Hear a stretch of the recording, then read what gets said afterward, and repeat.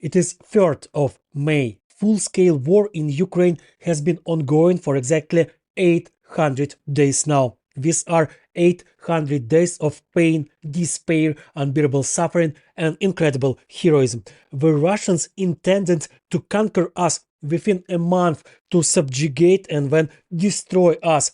But we've been resisting for a 3rd year now and have no intention of surrendering. Now, let me tell you a story that I find fitting to share on this bloody anniversary. While you take a look at the description of this podcast, there are PayPal and Buy Me a Coffee details to help me and my loved ones. Remember, the only monetization of this podcast is your support, which is always necessary and always welcome. Thank you. So, the story. I spent some time with a unit holding positions on one of the hottest spots of the front. The guys' positions were in a semi-destroyed building a few hundred meters from the Russian invaders. The battles were constant. 5 people who could fit into this building fired several crates of ammunition and RPG shots per day. Every 2 days, the fighters were replaced. The exhausted 5 in the early morning, while it was still dark, left the position, and fresh 5 soldiers loaded with crates of ammunition took over the position and began fighting the Russians. Those who were replaced got into a jeep and drove to rest. They had 2 days to recover and return to hell. They rested in a regular country house on the outskirts of a small town. From the positions where bloody battles raged, it took only 30 to 40 minutes to drive to this house, no more, and it was truly impressive.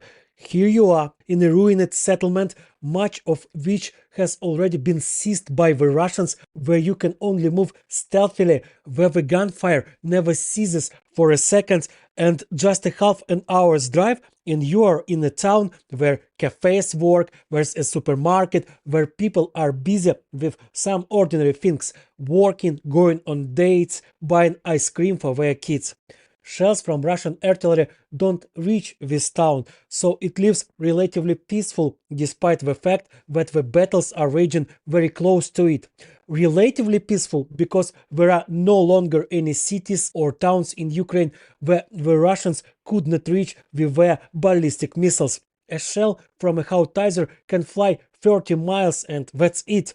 A missile flies thousands of miles and it's very difficult to intercept. But that's a story for another time. Now it's about the guys who rested in an almost peaceful town and returned to the war hell every few days. I will probably never forget the feeling that struck me when I rode with them in the dark to their positions.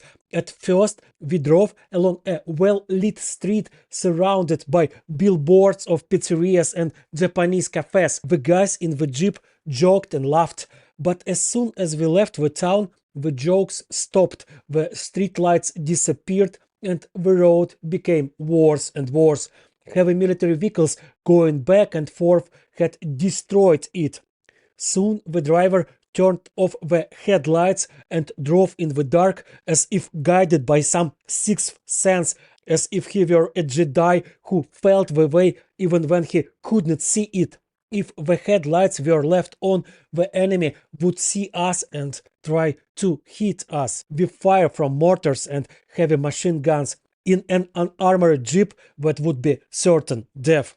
The last few hundred meters of the journey we covered on foot, hiding the jeep in a small ravine. We reached the positions, unloaded the ammunition, and replaced the soldiers who had been there for the past 2 days.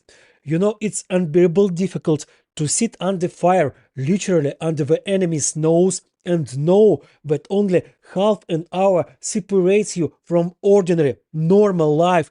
But if you don't sit there under fire, don't hold positions right under the enemy's nose, there won't be any normal life, there won't be life at all.